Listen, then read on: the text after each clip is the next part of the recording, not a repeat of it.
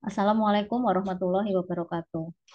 Kami dari kelompok 7, Manajemen Teknologi dan Inovasi kelas B, akan menyampaikan presentasi paper review tentang Service Quality Measurement Models, Comparative Analysis and Application in Airlines Industry, di mana kami, Randi Rahmansyah, Nuruddin Hamid, dan saya sendiri, Diah Novitasari, dengan dosen pengampu Dr. Insinyur Tatang atau Taufik MSc IPU, dengan sumber dari jurnal Medlab Hasan, Muhammad Nafid Khan, Rahela Faroks pada tahun 2019. Next, Mas. Next. Outline daripada paper review ini yang pertama abstrak, kedua introduction, ketiga literature review, yang keempat research methodology, dan yang kelima conclusion. Next. Untuk abstrak, dengan tujuan penelitian bertujuan untuk menilai instrumen yang digunakan untuk mengukur kualitas pelayanan pada industri maskapai penerbangan, di mana yang digunakan dalam paper ini adalah model serve-wall dan model serve-valve.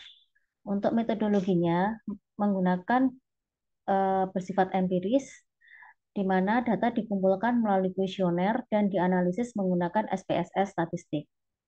Untuk orisinalitas, penelitian ini telah melakukan tinjauan literatur yang komprehensif di bidang kualitas layanan dalam konteks industri maskapai penerbangan dan digunakan data empiris untuk mendukung temuan tersebut. Temuan itu sendiri, kepuasan pelanggan dan penggunaan kembali layanan bergantung pada jenis layanan yang disediakan oleh industri penerbangan, di mana semua dimensi akan saling memiliki korelasi yang kuat antara kualitas layanan dan kepuasan pelanggan. Oleh karena itu, industri harus lebih fokus pada peningkatan kualitas layanan untuk mempertahankan dan memperluas basis pelanggannya. Di mana keywordnya server, airflow, kualitas layanan, dan kepuasan pelanggan. Next, Mas. Introduction. Berkembangnya sektor jasa pada setiap perekonomian dunia menjadikan pentingnya kualitas layanan. Salah satu aspek terpenting untuk mengukur kualitas layanan adalah cara menyediakan layanan yang berkualitas. Ada beberapa pengertian kualitas layanan, di mana pada tahun 1983 oleh Levis dan Booms, di mana kualitas layanan ditentukan oleh perbedaan antara harapan pelanggan sebelum menggunakan layanan dengan persepsi yang mereka miliki setelah layanan tersebut digunakan. Pada tahun 1984 oleh Groundrus, di mana semakin kecil perbedaan antara harapan dan persepsi, semakin tinggi kualitas layanan yang diberikan. Pada tahun 1988 oleh para Suraman et al., di mana konsep kualitas layanan yang paling diterima secara luas sama dengan yang digunakan definisi oleh Groundrus, Levis, dan Booms. Pada tahun 1984 oleh Anderson and Zedholm, keputusan pembelian pelanggan dipengaruhi oleh kualitas barang atau jasa. Pada tahun 2005, Ashworth, kualitas layanan akan meningkatkan kepuasan pelanggan yang akan mengarah pada loyalitas, sehingga membawa keuntungan bagi perusahaan. Yang terakhir pada tahun 2019 diungkapkan oleh Leo et al., di mana kualitas layanan merupakan hal yang subjektif, digunakan secara berbeda dalam konteks industri tanpa definisi yang universal tentang kualitas layanan itu sendiri. Next. Pengukuran kualitas layanan. Untuk mencapai kepuasan konsumen dan meningkatkan kualitas layanan, penting untuk mengidentifikasi dan mengurangi kesenjangan antara persepsi dan harapan konsumen terhadap kualitas layanan. Di mana di sini ada 6 model. Yang pertama, pada tahun 1985, gap model yang dikembangkan oleh para Schumann et al. Pada tahun 1988, serval model yang dikembangkan oleh para Smith et al. Juga. Pada tahun 1992, Serve-Valve yang dikembangkan oleh Cronin and Taylor. Tahun 1988, model Service Quality Attributes yang dikembangkan oleh Haywood Farmer. Pada tahun 2006, Airqual yang dikembangkan oleh Ekis et al., di mana yang terakhir pada tahun 2016 model Ipsqual yang dikembangkan oleh Ross et al. di mana semua dimensi dari masing-masing model ini akan memiliki korelasi yang kuat antara kualitas layanan dan kepuasan pelanggan. Next,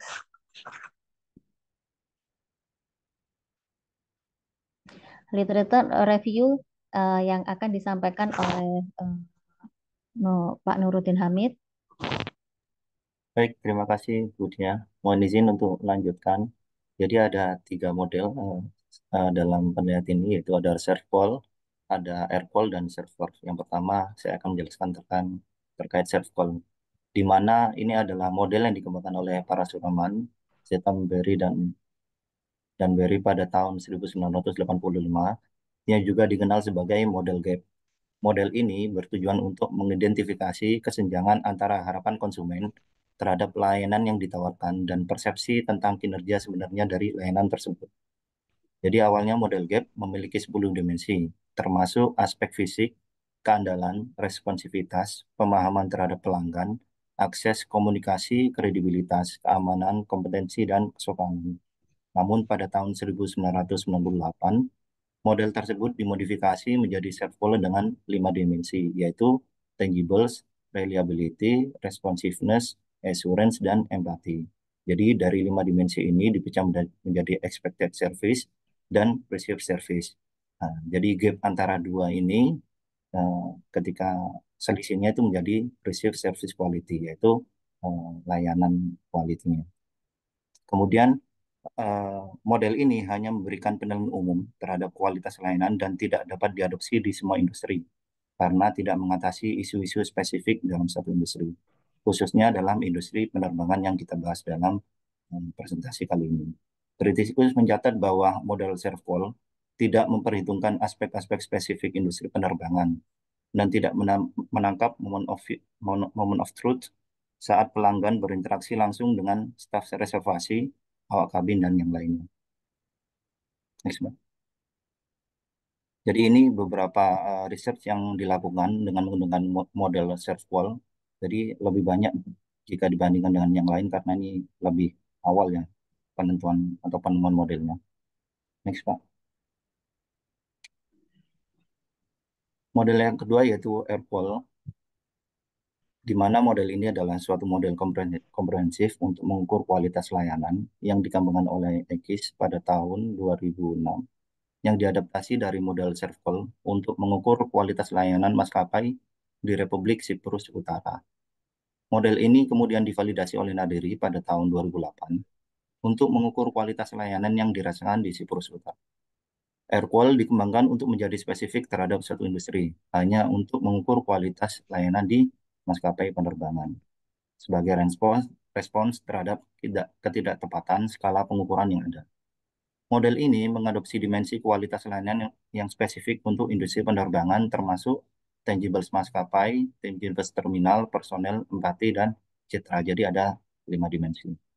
Pengembangan Airqualem menekankan bahwa pengukuran kualitas layanan harus mempertimbangkan budaya dan konteks tertentu, karena persepsi pelanggan terhadap kualitas layanan bervariasi di berbagai lingkungan budaya. Airqualem menyediakan dimensi kualitas layanan yang lebih spesifik untuk industri penerbangan, mengatasi masalah generalisasi yang terjadi dalam skala pengukuran sebelumnya seperti servol dan server yang akan dibahas di model ketiga. Oke, next, Pak. Jadi ini beberapa research studies yang menggunakan model Airqual. Jadi memang secara kuantiti masih lebih sedikit karena sudah dijelaskan oleh Budia tadi bahwa Airqual ini lebih terakhir dibandingkan dengan servol dan servol. Oke, next, Pak. Model ketiga yaitu server, di mana model ini diadaptasi dari model serve call yang dikembangkan oleh para suraman pada tahun 1988. Namun, server hanya mengukur kinerja atau persepsi pelanggan tentang kualitas layanan dan tidak mengukur harapan mereka terhadap layanan yang ditawarkan. Sehingga model ini menyederhanakan jumlah item dalam skala pengukuran sebanyak 50% karena dia tidak mengukur harapan mereka terhadap layanan yang ditawarkan. Model ini menjelaskan lebih banyak variasi dalam mengukur kualitas layanan yang menggunakan skala satu item. Model server telah berhasil diterapkan dalam berbagai industri, termasuk perbankan, pengendalian hama, layanan makanan, jasa pencucian piring juga secara sukses dalam industri penerbangan untuk mengukur kualitas layanan. Menggunakan 5 dimensi kualitas layanan yang sama dengan skala SERVQUAL, yaitu tangibles, reliability, responsiveness, assurance, dan empathy. Meskipun server telah mendapat dukungan dalam beberapa penelitian empiris, beberapa kritikus menyebutnya terlalu umum dan tidak mampu menangkap dimensi khusus dalam satu industri. Namun, pendukung dari model ini menganggap bahwa sebagai versi yang lebih baik dari server. Nah, untuk lebih jelasnya nanti perbandingan komparasi antara server dan server akan lebih jelas disampaikan oleh rekan saya Pak Randi Ramansyah. Oke, jadi ini beberapa research studi yang dilakukan menggunakan metode server dari pengembangan dari server. Next, enggak. Baik, saya akan mencoba menjelaskan apa perbedaan serve call sama serve yang dijelaskan Pak Nurudin Hamid tadi. Jadi, ketika kita membahas serve call, serve call ini hanya mengukur serve call ini mengukur kualitas layanan dalam hal terjadi perbedaan atau kesenjangan atau gap tadi yang sudah dijelaskan Pak Nurudin tadi antara harapan konsumen terhadap layanan yang ditawarkan dan persepsi tentang kinerja sebenarnya dari layanan tersebut. Sementara perbedaannya dengan serve Setpov hanya berfokus pada kinerja layanan saja tanpa mempedulikan harapan dari konsumen terhadap layanan yang akan diberikan. Kemudian perbedaan yang kedua adalah dalam ServCov ini sebaiknya ini lebih digunakan untuk pengukuran kualitas layanan di negara-negara berkembang. Karena apa? Karena informasi yang akan didapatkan itu akan sangat berguna, yaitu segi apa saja yang akan diperbaiki di bidang lain yang tidak memuaskan oleh para konsumen tersebut. Sementara kalau serve itu akan menjelaskan ketika kita membutuhkan penjelasan kenapa ada berbagai macam reaksi kepuasan pelanggan dan kegunaan data tersebut, data variasi tersebut di kemudian hari. Nah, namun serve call sama serve ini memiliki kesamaan yaitu mereka menggunakan 5 faktor dimensi yang sudah dijelaskan tadi yaitu faktor tangible, respon, kemudian kehandalan, jaminan, dan empati. Dari perbedaan dan persamaan ini mungkin kita akan bertanya-tanya, lalu siapa yang lebih unggul dari Circle dan Serpov? Nah, studi baru-baru ini ditemukan bahwa Serpov ini lebih unggul daripada ServQual. Walaupun ServQual ini telah digunakan berbagai industri nah, dan lebih lama, namun Serpov ini lebih diterima akhir-akhir ini. Contoh salah satu pendukung ServQual yaitu mengatakan bahwa Serpov ini lebih mempunyai kredibilitas daripada ServQual. Kemudian ada studi yang kedua yaitu studi mengenai pendataan kualitas dan kepuasan layanan dari 679 pasien tindakan protesa gigi menggunakan dua instrumen yaitu instrumen ServCall dan ServPov di sini untuk membandingkan mana yang lebih akurat dalam menggambarkan kualitas layanan dental. Nah, studi ini menemukan bahwa penggunaan ServCall yang mengikut sertakan pembobotan penting itu merupakan metode yang efektif dan secara statistik ini signifikan. Sedangkan ServPov yang mengikut sertakan pembobotan penting menunjukkan variasi yang lebih banyak pada pengukuran kualitas layanan secara keseluruhan. Di sini jika kita berbicara mengenai pembobotan penting, ServCall lebih unggul. Namun, akhir studi tersebut menyimpulkan bahwa ServPov tanpa memasukkan pembobotan penting seperti pengukuran persepsi dari customer saja, ini lebih praktis digunakan karena akan mengurangi panjang survei tadi. Karena ada beberapa item yang tidak dimasukkan dalam ServPov sehingga sepertiganya dan ini dapat digunakan untuk mengukur kinerja penyedia jasa. Di studi lain juga tentang layanan tindakan gigi, ServPov ini digunakan sebagai alat pengukur dinilai lebih efektif dalam pengukuran kualitas layanan. Sehingga pada studi ini akan menggunakan ServPov sebagai analisa untuk penyedia layanan jasa penerbangan. Kemudian kita akan masuk ke research and methodology, di mana tujuan utama tadi sudah disebutkan bahwa untuk menginvestigasi atribut-atribut dari kualitas pelayanan terhadap tingkat kepuasan dan keinginan penumpang untuk kembali menggunakan maskapai yang digunakannya itu. Data tersebut dikumpulkan melalui survei kuesioner untuk mengumpulkan pengalaman yang dilaporkan sendiri dari responden. studi percontohan. Studi yang akan digunakan ini yaitu studi percontohan karena sampel yang digunakan hanya sedikit. Studi percontohan dilakukan menggunakan platform online untuk menguji validitas kuesioner tersebut. Populasi sampel sendiri terdiri dari 128 individu yang telah melakukan perjalanan dari dan ke Delhi melalui maskapai penerbangan murah atau low cost carrier dalam setahun terakhir. Dan dari 128 tersebut, hanya 118 sampel yang ditemukan sebagai sampel yang lengkap dan relevan. Kita lihat data persebaran data responden, di mana untuk responden ini 82% berjenis kelamin laki-laki, sementara 18% jenis kelamin perempuan. Kemudian dari persebaran umur, kita lihat bahwa masing-masing dari umur 30 sampai 40 dan lebih dari 40 ini ada di porsi 42%. Sementara 18 sampai 30% ini persebarannya hanya 12%. Kemudian persebaran yang lain yaitu pendidikan. Untuk pendidikan responden ini hampir semuanya atau sebagian besar itu telah mengenyam pendidikan sarjana sebesar 61%. Kemudian untuk frekuensi penerbangan dalam setahun ini didominasi oleh rata-rata di 50% itu melakukan penerbangan dalam setahun itu lebih dari 5 kali. Sementara 2 kali itu di 16%, untuk frekuensi penerbangan 4 kali itu dan 3 kali di persebarannya di 12%, untuk 5 kali di 3%, dan 1 kali dalam setahun itu di angka 7%. Kemudian dari persebaran maskapai yang digunakan, yaitu eh, paling besar yaitu Indigo sebesar 54%, SpiceJet itu di 13,5%, Air India di 10%, Go Air itu di 7,5%, Air Asia juga di 7,5%, dan maskapai lain itu di 7,5%.